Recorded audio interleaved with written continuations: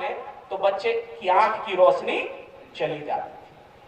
और चूंकि मक्खी इतनी बहुतायत थी, इतने प्रचुर मात्रा में थी कि मक्खी से कोई अपने बच्चे को बचा भी नहीं पाता था।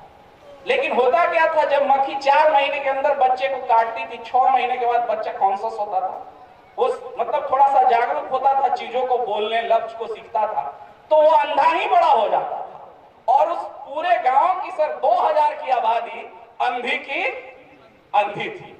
लेकिन वो सारे के सारे लोग सारे काम करते थे, खेती गृहस्थी पशुपालन सब कुछ। कैसे? बिना मतलब आंख तो थी लेकिन उसमें रोशनी नहीं थी, फिर भी सारे लोग मजे से जी रहे थे, अच्छे तरीके से जी रहे थे।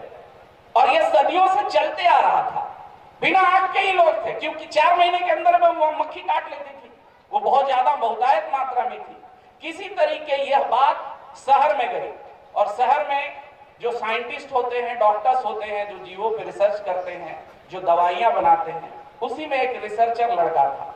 उसको जब ये बात पता चला कि भाई वहां कबीले में एक ऐसी मधुमक्खी पाई जाती है जो काट लेने पे 4 महीने के अंदर अगर काट ले तो बच्चा अंधा हो जाता है, वो जांबाज, वो वैज्ञानिक जूनियर, वो बोला कि हम रिसर्च वहीं करेंगे और हम वहीं जाएंगे। पता है उसके माँ बाप ने, उसके घर परिवार, उसके जितने कॉलेज के फ्रेंड्स थे, बोले अरे पागल है, जाएगा तुम भी अंधा हो जाएगा। क्योंकि वहां इतनी मधुमक्खी है कि उसमें मधुमक्खी से कभी ना कभी तो काट ही लेगा, कितना भी मच्छरदानी लगा के रहो, तुम्हारी आंखें चली जाएगी। उस बच्चे ने, उस डॉक्टर ने जिद किया कि नहीं मुझे जाना है वहां, मैं देखना तो है कि भाई अंधे होते कैसे, भाई इतना लोग अंधा है और काम भी कर रहा है। जब वो वहां पहुंचा उस कबीले में तो देख रहा है कि वहां एकदम सुंदर सा गांव है, सारी चीजें हैं, सब कुछ व्यवस्थित है। बिना रोशनी के ही माँ खाना बना रही है, बेटे को दे रही है, बेटा भी खा रहा है, पति कमाने जा रहा है, सब कुछ हो रहा है, खेती गृहस्थी।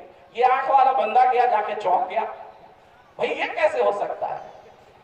ये मतलब बिना आंख के सामने ऐसे उंगली किया, कोई देख नहीं रहा, बस बोली से, उसके आवाज के, चलने के आहट से सब वो पहचान ले रहे। बट वो तो डॉक्टर था, साइंटिस्ट था, उसको लगा कि भाई हमको तो रिसर्च करना है। लेकिन जैसे ही गया, अचानक मधुमक्खियों का वो झुंड आया और उसको भी काट लिया। जब मधुमक्खी उसको काटा तो मधुमक्खी के काटने से उसकी आंखें नहीं गई।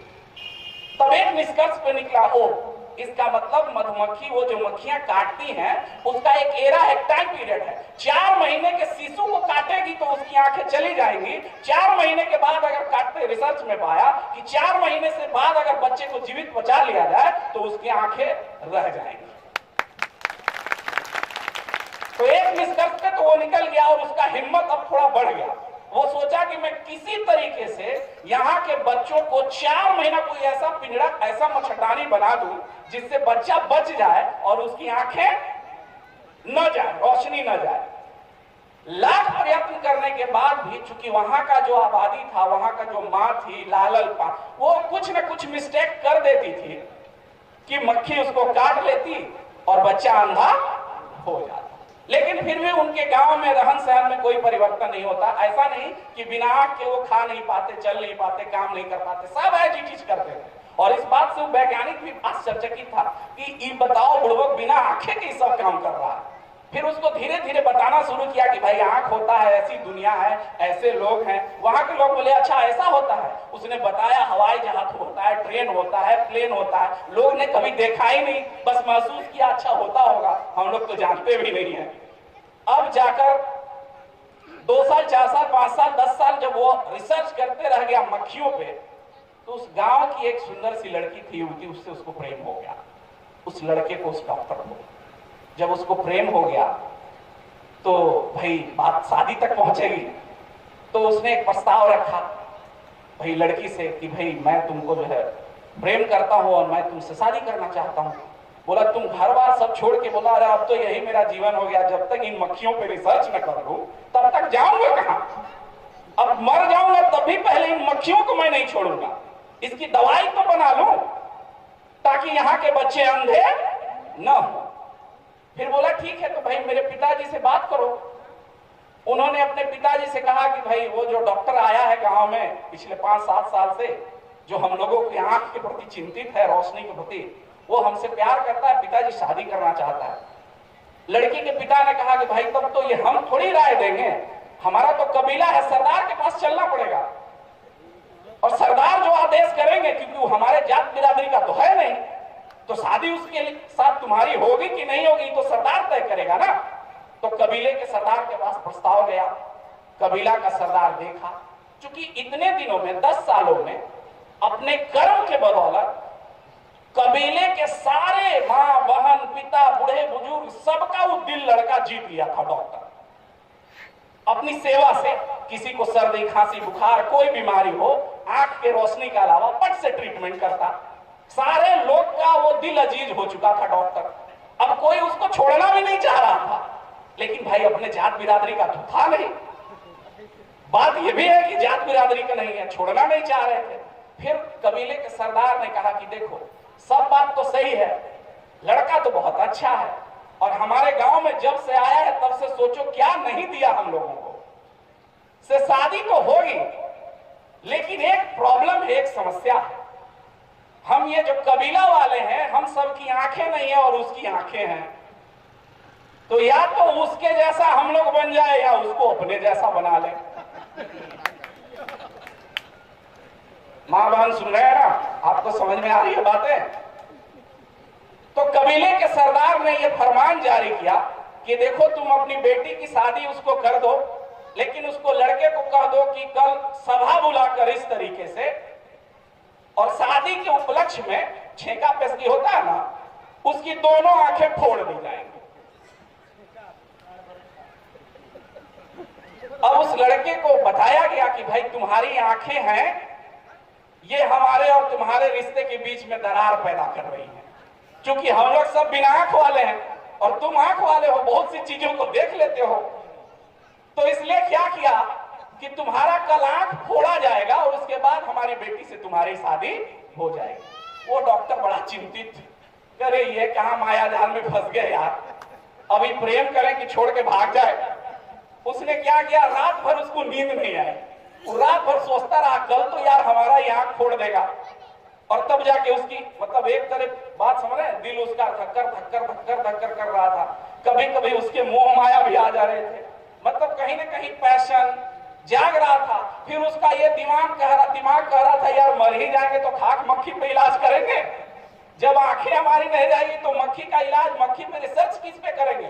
जिस रिसर्च का सपना देखकर हम इस गांव में आए थे, और जिस रिसर्च का सपना देखकर इस गांव में आए थे, और इस मोहब्बत के चक्कर में हम वो रिसर्च भूल जाएंगे, तो ये 2000 संख्या वाली कबीला, इसको हम आंख तो लौटा नहीं पाएंगे। और भोर होते होते वो डॉक्टर निर्णय लिया कि कुछ भी हो कल यहां से भाग जाना है। अब प्यार मोहब्बत गया तख्ता पे, पहले जान बचाओ। अगर आंखें बच गई फिर वापस आएंगे और रिसर्च करके इस सब का आंख जब रोशनी देंगे तब इसको हसीन दुनिया दिखाएंगे। सुबह हुआ तो सारे लोग दामाद जी का इंतजार कर रहे थे कि भाई आज सभा बुलाई जाएगी और दामाद जी की दोनों आंखें फोड़ी जाएंगी। अब उसके बाद वो लड़का सुबह हुआ और रफू चक्कर भागने के लिए रेडी। अब वो भागना शुरू किया और कबीले, आदिवासी लोग तो समझते ही झींगा लाला, वो सारे के सारे लोग तीर भाला गड़ाता लेके, अरे दामाद जी भाग रहे हैं, पकड़ो पकड़ो, दामाद जी भाग रहे हैं। अब वो डॉक्टर भाग रहा है गांव छोड़ के, और सारे कबीले के लोग उसको पकड़ने के लिए दौड़े कि भाई अब इसको भागने नहीं देना है। क्यों? क्योंकि ये बाहर की दुनिया को जाके बता देगा कि इतने सारे लोगों का हम लोग का आंख नहीं है, क्योंकि राज जान गया हम लोगों का कि हम लोग के पास आंख नहीं है। किसी तरीके से डॉक्टर भागते भागते भाग गए, वो शहर में चला गया और वहां जाके लोगों को बताया, अपने डॉक्टर्स की टीम को बताया, अमेरिका की गवर्नमेंट सरकार को बताया। तब जाके वहां की सरकार एक बहुत हैवी मेडिकल टीम बोर्ड गठित की डिफेंस मिलिट्री के साथ, और सारे की चूंकि वो रिसर्च पेपर में अपना दस्तावेज बना लिया था, डॉक्यूमेंट्स, कि उस मक्खी में कौन कौन सा मेलामाइन या विटामिन या पॉइजन पाया जाता है जिसका हमको एंटीडोट्स बनाना है, उसका काट दवाई तैयार कर लेना है, क्योंकि उतना सबूत तो उसके पास आ गया था। और जैसे ही मेडिकल साइंस के लेबोरेटरी में दिया, तुरंत उसका मेडिसिन बन के तैयार हो गया। और जब मेडिसिन बन के तैयार हो गया पल्स पोलियो ड्रॉप की तरह, और तैयार हो गया, और जो आपका सरकारी एम्बुलेंस होता है ना, उसमें भर भर के कम से कम 10-20 एम्बुलेंस में वो दवाइयां पोलियो ड्रॉप्स की तरह आई ड्रॉप्स रख ली गई, और पूरी की पूरी सरकारी सिस्टम उस 2000 लोगों के कबीले पे एकाएक हमला कर दी या घुस गए। जब घुसी तो वहां के लोग भौचक के ये क्या हो रहा है, और उसके बाद उसको समझाया गया कि मैं आपका दामाद जी, घबराइए नहीं, मैं फिर से वापस आ गया हूं। और उसके बाद जब बच्चे होने लगे तो जो बच्चा 4 महीना के अंदर था या उसके बाहर था, सबको ड्रॉप जो है पिलाया जाने लगा। और उसके बाद धीरे धीरे धीरे धीरे करके वहां के सारे बच्चे 6 महीने के बाद मक्खी के काटने के बाद भी उनकी रोशनी नहीं जाती और आंखें वापस आ गई। और वो 2000 संख्या वाला कबीला आने वाले समय में 2000 बिना आंख वाला कबीला आंख वाला कबीला बन गया। किसकी बदौलत? उस डॉक्टर की बदौलत। किसकी बदौलत? उस डॉक्टर की बदौलत। बात समझ में आ रही है? अगर आपके जहन तक गई तो एक जोरदार ताली से आप कहीं ना कहीं इस देश में आजादी के बाद, आजादी के पहले, अंग्रेज के आने के पहले, अंग्रेज के मुगल के आने के पहले सदियों से हमारी इस व्यवस्था में कितने न जाने कितने डॉक्टर पैदा हुए, जिसको हम सोशल डॉक्टर कहते हैं, सोशल इंजीनियर कहते हैं, सोशल साइंटिस्ट कहते हैं, जो अपने जान की बाजी लगाकर, अब गिन लीजिए, आजादी के पहले और आजादी के बाद जान की बाजी लगाकर